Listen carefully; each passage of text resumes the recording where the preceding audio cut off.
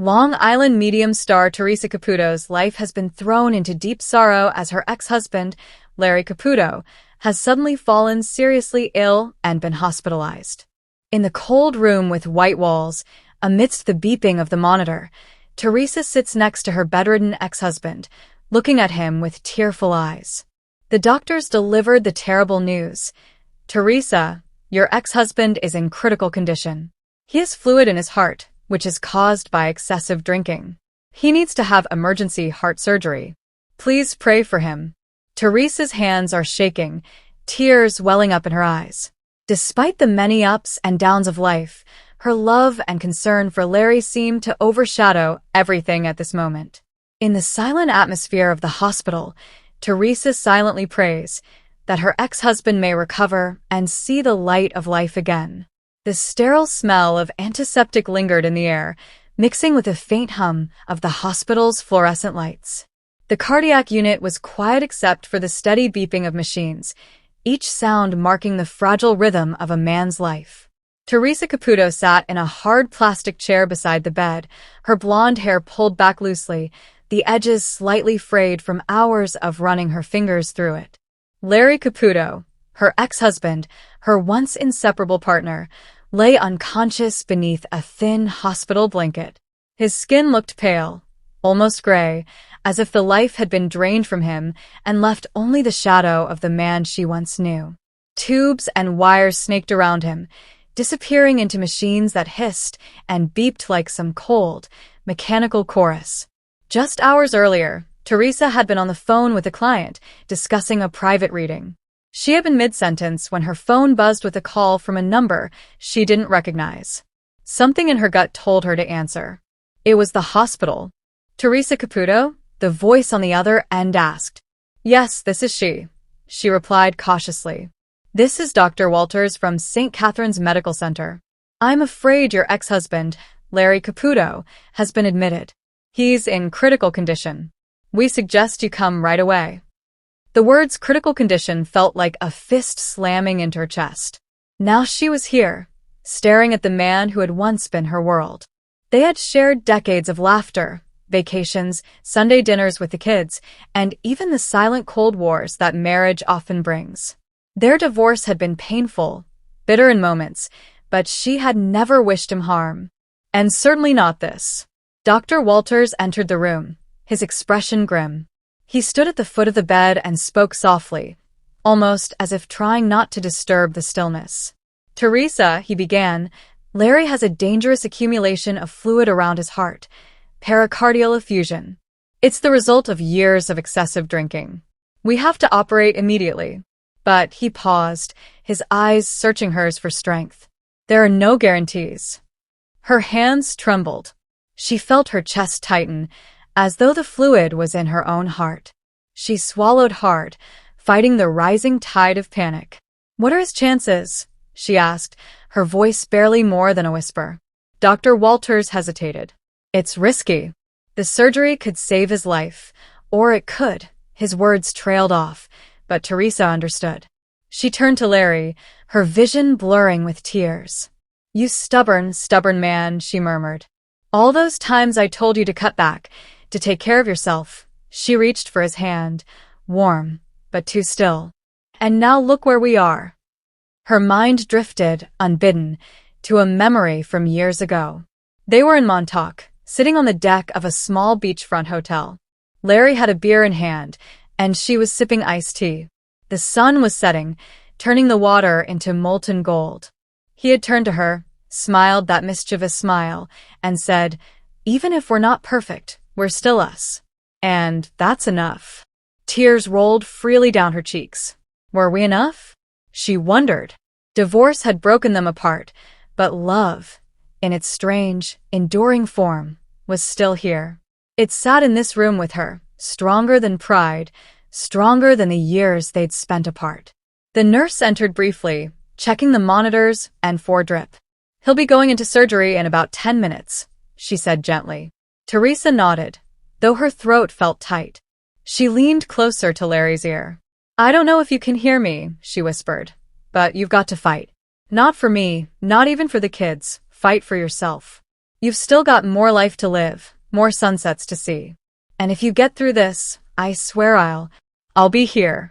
We'll figure the rest out later. As the surgical team arrived, Theresa's heart pounded so loudly she could almost hear it echo in the cold room. They began unhooking certain monitors and preparing him for transfer. She stayed by his side until the last possible second, gripping his hand as though sheer willpower could anchor him to life. When they wheeled him away, the room felt unbearably empty. She remained in the chair, staring at the vacant bed, her mind a blur of prayers, regrets, and hope. She clasped her hands tightly together, her lips moving silently. Please God, don't take him yet. Give him another chance. Hours later, as dawn's first light crept through the blinds, the sound of footsteps approached. Theresa stood, bracing herself. Dr. Walters appeared, his expression unreadable. We've removed the fluid, he said slowly. He's stable for now. Her knees buckled, and she had to grip the back of a chair to stay upright. Relief, fragile but real, washed over her. She knew the road ahead would be hard, physically for him, emotionally for both of them, but in that moment, she didn't care about the past, the arguments, the divorce papers. All she cared about was that Larry Caputo was still alive. She took a deep breath, steadying herself, and whispered the same words she had before. We'll figure the rest out later. And for the first time in years, she believed it. However, Theresa Caputo often joked that she had wires crossed in her head, but on this particular Tuesday morning in Hicksville, those wires were about to reveal something extraordinary. It started in the most ordinary way.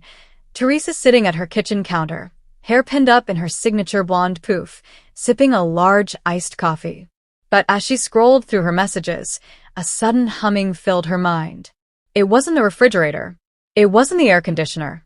It was coming from inside her skull. Not again, she muttered, pressing her fingers to her temples. Since she was a kid, Theresa's brain had been different. Doctors never found anything wrong. Scans came back normal. Reflexes were fine. Hearing was perfect.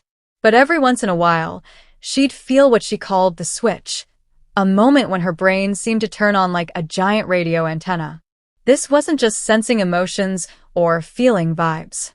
Her brain would light up with patterns of light and sound, as if invisible chords of music connected her to people who were no longer alive.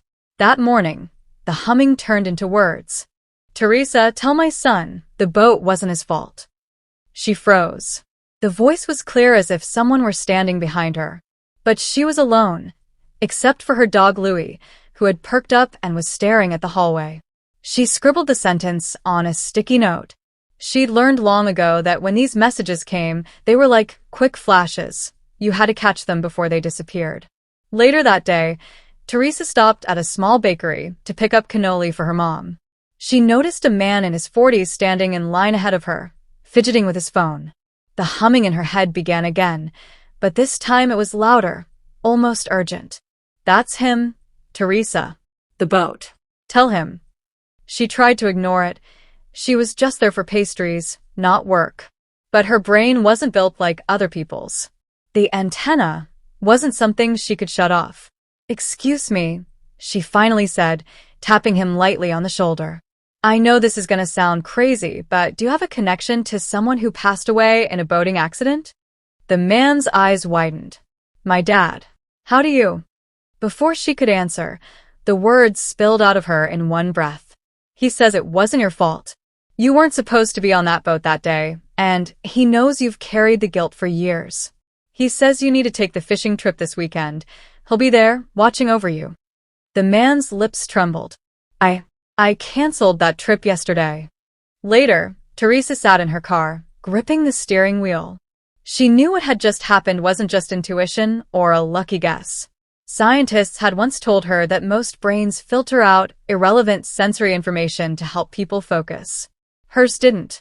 Her brain seemed to process everything, micro changes in body language, faint shifts in tone, and, somehow, information that didn't come from the living at all. It was like she had a neural bridge to a network no one else could see. When MRI specialists at a university once studied her, They told her that during certain moments, her temporal lobes lit up as if she were both remembering a vivid dream and experiencing it in real time. The lead scientist had whispered to her after the session, "Theresa, your brain is wired for a frequency most humans can't tune into."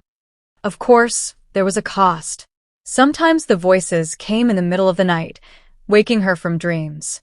Sometimes she couldn't walk into a supermarket without picking up on grief that wasn't hers. She kept it quiet most days, joking about getting headaches when in reality, her brain was flooded with other people's unfinished goodbyes. That night, lying in bed, the humming came again, softer this time, like a lullaby. "Theresa, you did good today." She smiled in the dark. For most people, their brain was just a place where thoughts lived. For Theresa Caputo, her brain was an electric symphony, one that played the voices of the past, the present, and the in-between. And she knew she'd keep listening. However, it was a sunny Friday morning in Hicksville, New York, and Theresa Caputo was standing in her kitchen, hands on hips, staring at the pile of blueprints spread across the counter. The Caputo household was about to go through its biggest transformation in over 20 years, a full-scale renovation. "I'm telling ya, Larry Jr., if this wall doesn't come down, the whole flow of the house is ruined," she declared in her trademark Long Island accent, waving a pencil like it was a magic wand. Her son, now grown but still used to his mother's flair, just rolled his eyes. "Ma, you're not an architect." "I don't need to be an architect," Theresa replied. "I see things.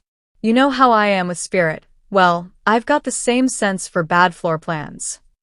The construction crew had already arrived. Hammers, saws, and the low rumble of machinery echoed through the house. The living room was a mess of dust sheets, ladders, and coffee cups left on paint buckets. Victoria, Theresa's daughter, popped her head in from the hallway. "Ma, you sure you want to do readings while there's a jackhammer in the background?" she asked. Theresa shrugged. "Hey, spirit doesn't care about noise. If they got a message, they're going to make sure I deliver it, even if I gotta yell over a bulldozer." As the workers began taking down an old section of the wall between the dining room and kitchen, something strange happened. A framed picture that had been leaning against the counter, a photo of Theresa and her late grandmother, fell to the floor, glass shattering. Theresa froze. "All right, that's not an accident." She bent down, picked up the picture carefully, and whispered, "Okay, Grandma, I know you're here." One of the construction guys, a tall man named Mike, overheard. You talking to the picture?" Theresa looked him straight in the eye. "I'm talking to my grandmother. She's been gone for years, but she's standing right next to you." Mike's face went pale. "That's weird because my nana passed 2 years ago, and I've been thinking about her all morning." "Well, guess what, sweetheart?" Theresa said, placing a hand over his. "She's here. And she wants to thank you for wearing that gold chain. Says it was hers." Mike gasped, pulling at the chain around his neck. "I've worn this since she died." Nobody here knew that. Victoria, leaning on the doorway, just smirked. "And this is why you can't have a normal construction day in this house." By noon, the workers had ripped open most of the kitchen wall, exposing old beams and faded wallpaper from decades past. As they pulled down a section, a small metal tin tumbled out, hitting the floor with a clang. Theresa bent down, picked it up, and opened it. Inside were old letters, yellowed with age, tied neatly with string. "Whoa," said Larry Jr., peering over her shoulder. "These are from the 40s. Theresa's heart raced. "These aren't just letters. They belong to someone who lived here before us, and they're not ready to be forgotten." She could feel it instantly. A presence, soft and gentle, almost like a whisper in the back of her mind. She closed her eyes and took a deep breath. "There's a woman here," Theresa said quietly. "Her name is Margaret. She says she wrote these to her husband while he was away at war. And she wants them to be read one last time." The room went silent, even the workers stopping their drills. Theresa began to read the first letter aloud, her voice warm and steady. The words spoke of love, longing, and a promise to wait for his return. By the time she finished, one of the younger workers had tears in his eyes. That's beautiful, he whispered. Just as the emotional moment ended, the noise started up again, this time from the driveway. Theresa's ex-husband, Larry Caputo, had arrived with a truckload of supplies. "What's with all the dust?" he called out, stepping inside. "It looks like a bomb went off in here." Theresa shot him a look. "It's called progress, Larry. Something you should try sometime." Victoria sighed. "Please don't start. We've got enough chaos with the kitchen ripped open and Ma reading ghost mail." But Larry, curious as ever, wandered over to the pile of letters. He picked one up and smirked. "Only in this house do you start a renovation and end up running a seance." Later that afternoon, with the sun setting and the work for the day wrapping up, Theresa felt a strong pull toward the half-finished dining room. The air seemed heavier, almost charged. She gathered everyone, family, workers, even Larry, into the dusty space. "There's one more thing," she said. "Margaret wants to leave a message for her family, in case any of them are still around." Theresa closed her eyes and let the words come through. She says love never leaves the walls it's built in. Every laugh, every hug, every argument, it stays. And now, it's part of your home, too. The group stood quietly, letting the moment sink in. Finally, Mike, the construction worker, cleared his throat. "So, should we keep going with the kitchen?" Theresa grinned. "Yeah, keep going. Just, maybe don't knock down any more spirit hiding spots today." As the crew packed up, Victoria looked around at the mess and sighed. "Ma, you're gonna drive them crazy before this renovation's over." Theresa smiled, holding the old letters close. "Maybe. But at least they'll have a good story to tell. And trust me, this house is full of stories." However, the rain had just begun to fall over Long Island, painting the sidewalks in a glossy sheen, when Emily Parker stepped out of her car and took a deep breath. She was nervous, no, terrified about what she was about to do. Her sister, Ava, had practically begged her for weeks to book this appointment, insisting that Theresa Caputo, the Long Island medium herself, could give Emily the closure she had been searching for since their parents passed away. Emily wasn't sure she believed in mediums. She was a logical woman, a middle school history teacher who trusted facts, dates, and the certainty of textbooks. But there was an ache in her heart that logic couldn't soothe, a hollow place where her parents used to be. They had died within 2 years of each other, her father in a sudden heart attack, her mother after a long illness. Emily opened the glass door of the small venue where Theresa was holding private readings that afternoon. Inside, the scent of fresh flowers mixed with a faint aroma of coffee. The lights were warm, and the room had a soft, welcoming glow. Theresa Caputo, in her signature big blonde hair and a black blazer adorned with a sparkling brooch, greeted her with a smile that felt both friendly and piercing. "You must be Emily," Theresa said, her Long Island accent wrapping around the name like a hug. "I've been feeling a strong mother and father presence since I woke up this morning. I think they've been waiting for you." Emily's eyes widened. She hadn't said anything about her parents. Theresa gestured for her to sit at a small round table. The medium didn't even take out a notepad. She simply closed her eyes for a moment, then looked at Emily. "They're telling me you brought something of theirs with you. In your purse?" Emily froze. Slowly, she reached inside her bag and pulled out a small silver locket. Inside was a faded picture of her parents on their wedding day. "It was my mom's," she whispered. Theresa's voice softened.